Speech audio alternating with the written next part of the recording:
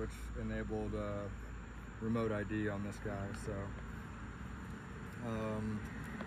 what we'll do, actually I'll just probably, yeah. So you can do a lot of different flight patterns. So, you know, I could just pick this thing, you know, put it up in the air and take manual photos around.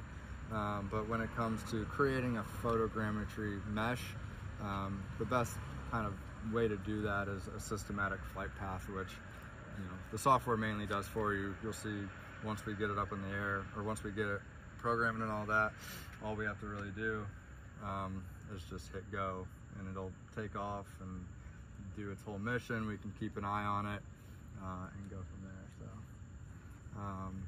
but yeah, so here I'll just click on the Goodwill one that we had from last time. So you can kind of, actually let me, I gotta get connected to my hotspot on my phone to get internet.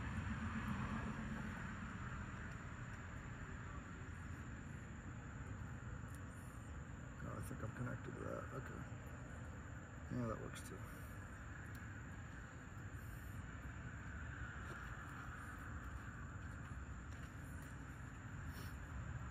So you can basically go in here, choose where you want to go.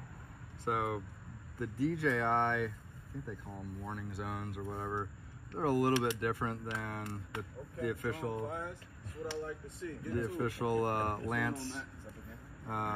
Because really, I think last time I tried to fly this building, and the one that's right here is kind of the no-go zone, even though technically it's a little bit further down.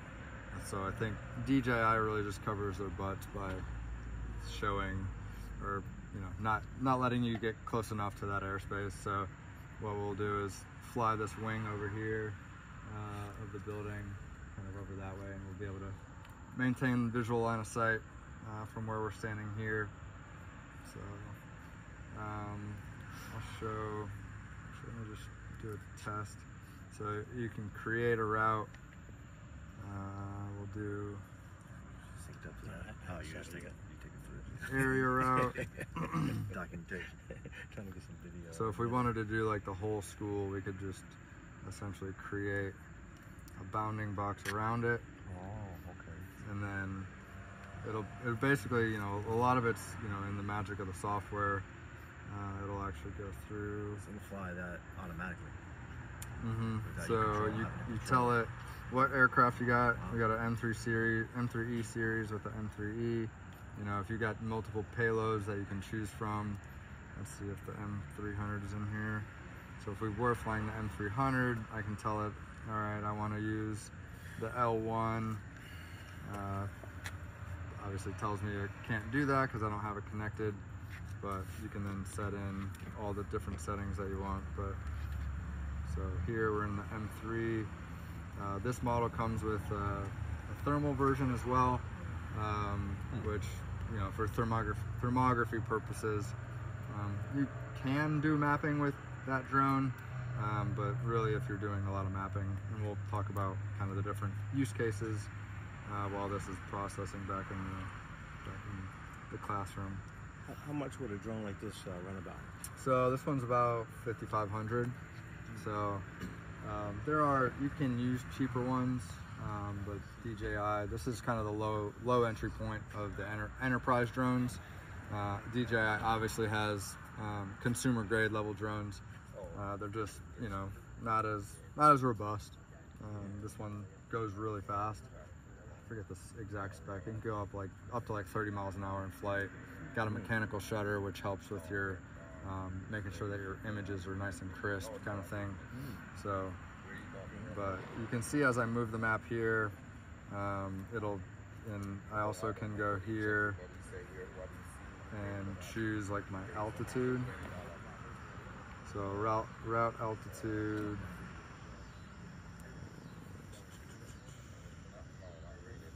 Turn here 250. 200. So you can see the lower that you fly, the more passes you need to get the overlap that you want. So you can set the speed, you can set the angle, you know, when it's done, what do you want it to do. Do you want it to land right where it is? Do you want it to return to the start point and just hover? So we'll tell it to come back to home. I'll probably actually use the other one. So you can get ground sampling distance. That just has to do with, you know, how crisp do you want that mesh to be. It'll actually tell you estimated flight time right there, 4 minutes.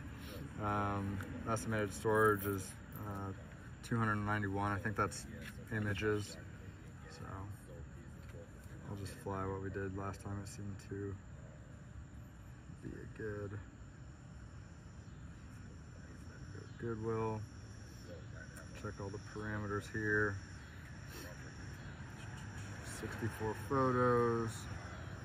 I think they actually updated it since this one. So you can store all the places that you've already mapped in case if you have to go back and do something else. Yep, especially for if you're doing construction, you know, and if any of you guys end up doing this as a service, you know, you can say, hey, I'll come out weekly, monthly, you know, and essentially you just tell it to fly the same thing, and then, you know, you can do kind of the progress, you know, and you can do that in drone deploy and say, hey, I want to load the differences. I think you can even do some sort of split screening, which kind of helps there as well. So, can I ask you a question? Yeah.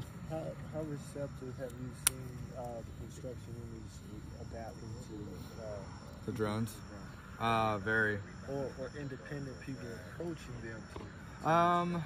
A lot of, you know, and the main people using drones in the industry are general contractors, so, you know, who are kind of controlling the site.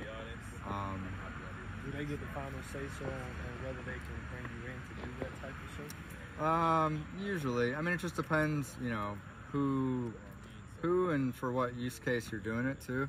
Like, you know, sometimes like a site work guy wants to know how many stockpiles and what the volumes are, or, you know, there's not a lot of MEP, mechanical, electrical, plumbing, you know, site-wise, not a lot of use cases there, but, you know, they could hire somebody to do it. But I guess what I'm getting at is general contractors are typically providing or have a drone program, have drone fleets, and they're, you know, kind of getting, you know, just giving resources. You know, some are even paying for their employees to get Part 107 certified. So the fact, you know, that you get, you know, if you guys end up getting it, it does add to your, you know, kind of resume credibility, you know, if you end up getting hired with a general contractor. But from a third party, some still do use it, smaller GCs, you know, like a Turner Construction probably has a lot. I know Choke Construction has a ton of drone pilots. They're kind of some of our bigger clients that, you know, just buy, you know, kind of replacing, because these are relatively cheap in the grand scheme of a construction project.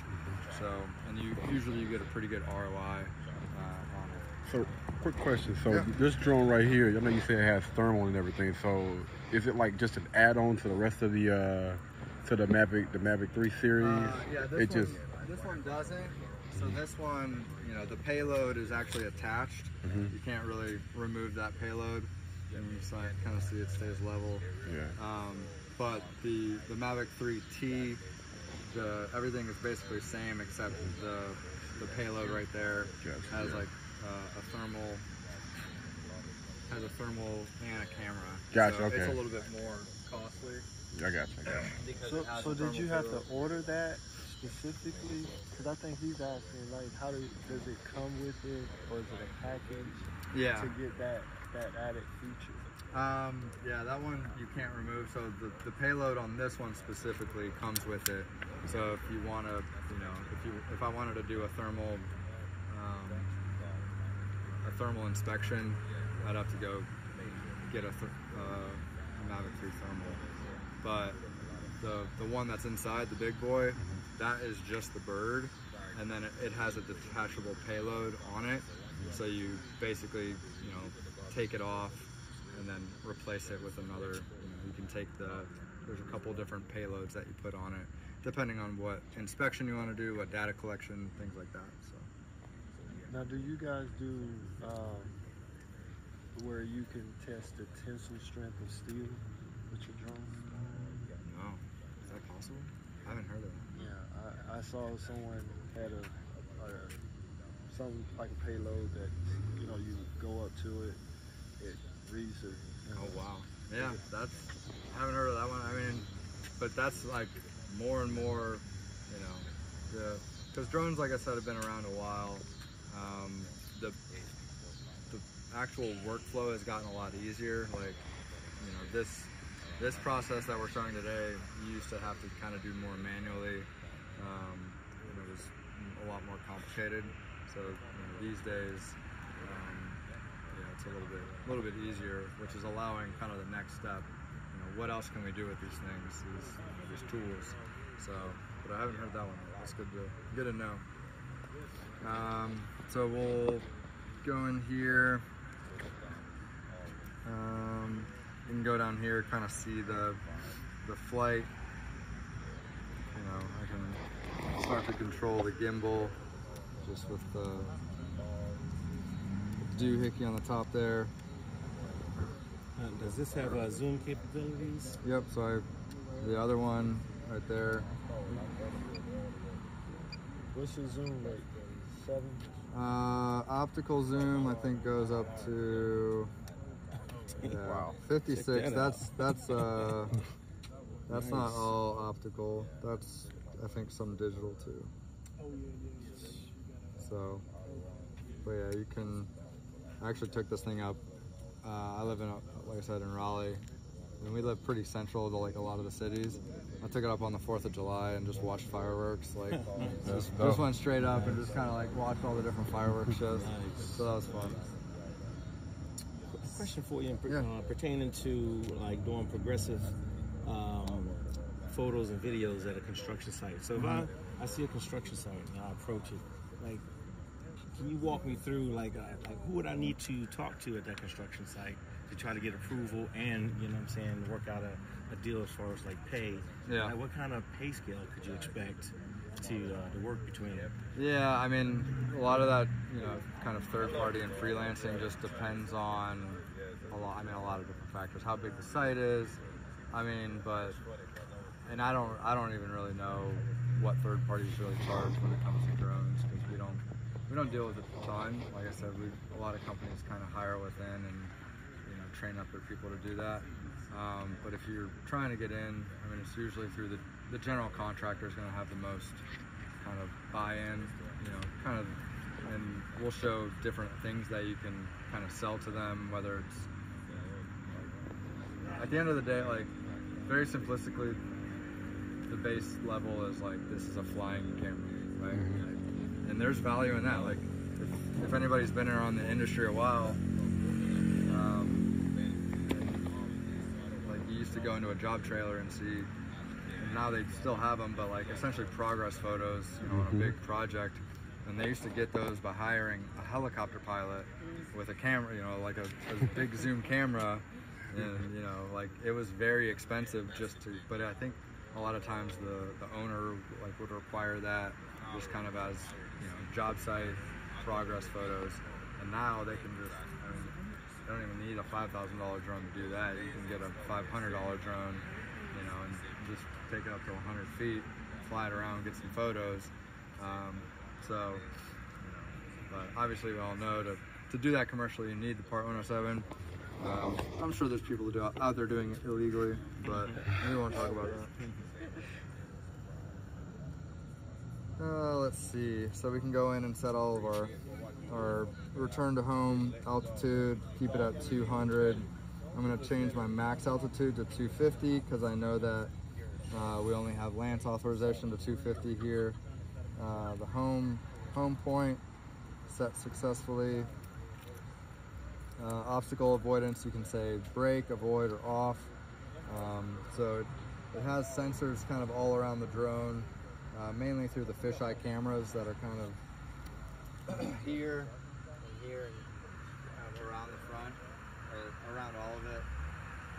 The obstacle avoidance on the smaller one's pretty good. Not as great as the bigger drone. It has, more expensive, better sensors, things like that. So yeah, max flight distance. You obviously can set that there. You can fly this thing 26,000 feet away, but obviously we know what's the FAA? Visual line of sight. Visual line of sight. And if you have it, what's the furthest you can go? 3 statute miles. So, which is still a pretty long ways away. You know, if you got up on the top of this building, you can, I don't know where 3 miles is. Uptown's probably about 3 miles away. So go through, look at all that. So I want to do a waypoint mission. So it's looking at what missions I am able to do. So I'll select that Goodwill mission.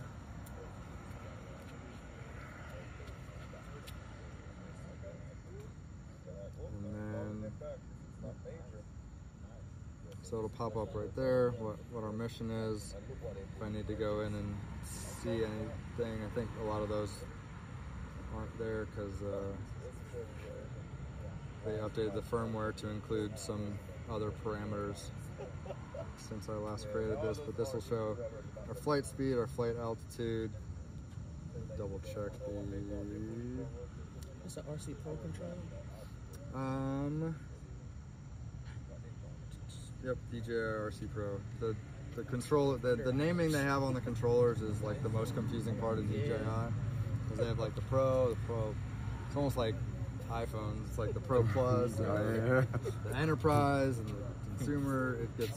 And they all can do different things. Like this one, Drone Deploy has its own flight control app as well, and for this one, they have an integration with Drone Deploy, so you could plan a route in Drone Deploy instead of using DJI Pilot, and then you can control the flight with that app, and you know it doesn't matter either way.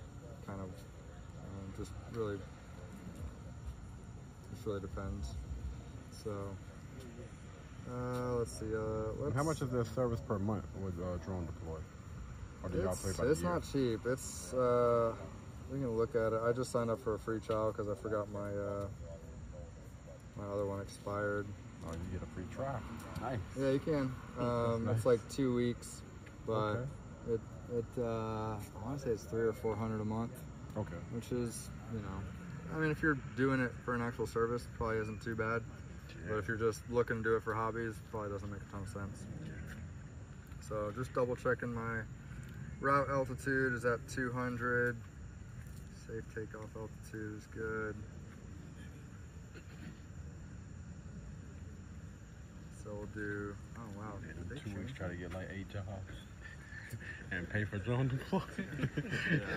Yeah, just to break even. Yeah. Yeah.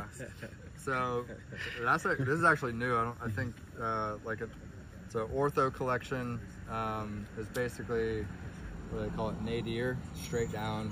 So when we see what the drone's capturing, you'll see that it's basically pointing straight down and capturing an image every, I forget how long. So this estimated flight time is 1 minute and 26 seconds. I don't want to go too big because really like the flight is the quick part. The processing is where a lot of that time happens. So you'll see kind of how long that takes. It takes like a full presentation to get there. So but yeah, everything else is good. We're safe away from that airspace. Go back, I'll save that. Mission saved, I'll go into here. And then just hit the play button. It'll bring us to our pre-flight check every time. Make sure, double check everything. So if for whatever reason, or when it comes back to return to home, it'll stay at that 200 feet. If for whatever reason we lose signal, it has its own kind of GPS in it. It knows where kind of home is. You could have it hover, land. Usually not recommended to just land it because you don't really, especially if you don't know what's directly under it, you know, and if you lose that connection, you're not going to see it anyway.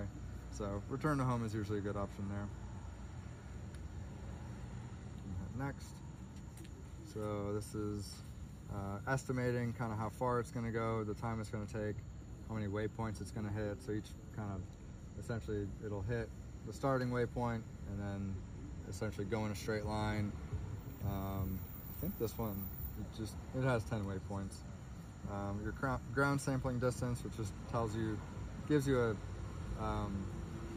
an idea of how detailed of a map you're gonna get. So centimeters per pixel, you know, what's 1 centimeter that? So like 1 centimeter on the ground, that's gonna be like 1 pixel, which isn't bad from 200 feet in the air, right? So the camera on this guy, even though it's relatively cheap compared to the bigger one, is still actually really good. So camera mode, we'll just keep it at auto. Folder, I'm gonna rename this one. How much does that bigger one run for? Altogether with, I think just the LiDAR payload, like the drone itself is 20, the payloads range from 7,000 to 9,000. So yeah, like one payload on that thing is more than that whole thing combined. So just really depends on what you're looking to do with it. I'm gonna call this Goodwill 2. So we'll upload the flight mission. Let's start taking off.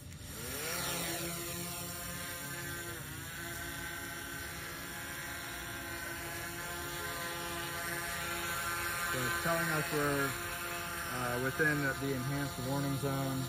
So I just want to say, okay, I got it.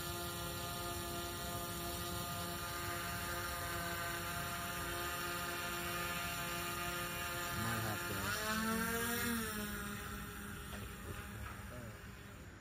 go up at 100 feet up there. I might just have to fly closer to my mission area.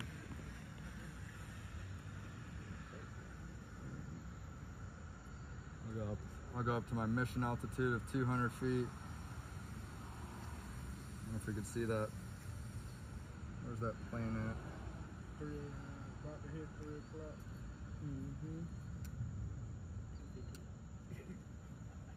It should. Sometimes if they're close enough, they actually show up on the map. They should. I don't think it is.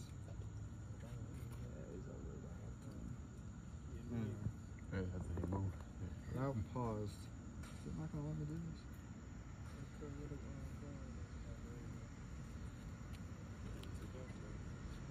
There we go. So what did you have to go to So I think because I was so close to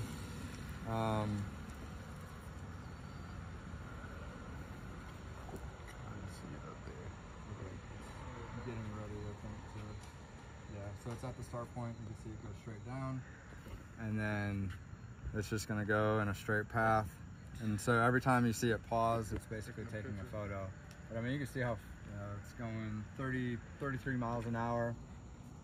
And you'll see when it comes up to this, you'll actually see it's kind of gonna do a bank, which is nice. Saves a lot of time. Bird. All right, yeah. Oh, is he screwing? We had another, I think there's gotta be a nest somewhere around here. I think last time we had a bird. So it's basically going through its second pass there.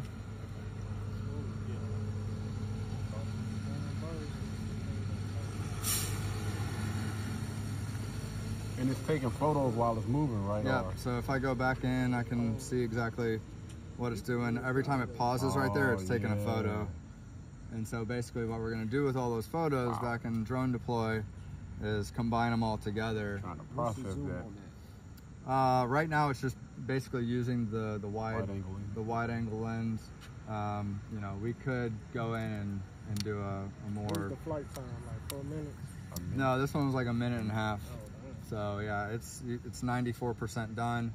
We have it when it's done to come back home. So it looks like, I think it is done. I think it's gonna go back to the center and take one last photo. I forget what that does. I think it just goes in little... And this is all through drone deploy, right?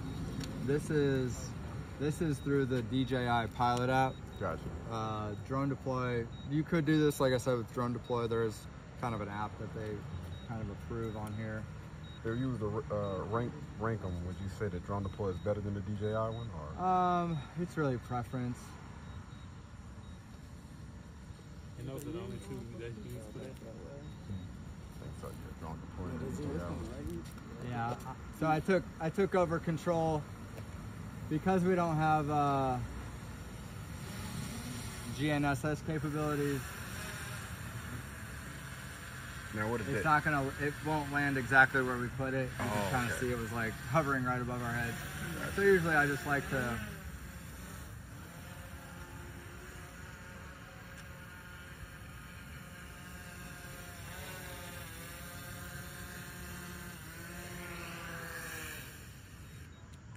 And that's it.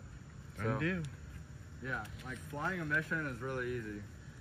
So That you're was saying quick. it can't land itself? Yeah, it can. It just won't It land in the same spot. can. You see like this little nub up here? So you can basically buy what's called an RTK module. And so RTK is just stands for real-time kinematics. It essentially allows you to tie into the satellites so GPS is just the US satellites, and that's what we're flying off of right now. So it'll get you within a couple feet. So if I told it to land and I took off from here, it'll land somewhere within like 15 feet of where we are. If I get RTK, it's centimeter grade, so it'll know exactly, as long as I have enough, satellite reception. GNSS is the global system, so Chinese satellites, Russian satellites, like the whole world's satellites. So it's an additional cost of service. In North Carolina, I think they charge, not bad, it's like $500 a year. It's not bad. Basically, tap into that network. Like if you So want to that land will allow you precisely to where you took off. land a little bit so more it's not- precisely and yeah. do a couple other things as far as the mapping goes. But when we do mapping and drone deploy, it uses what's called post-processing kinematics instead of real-time kinematics.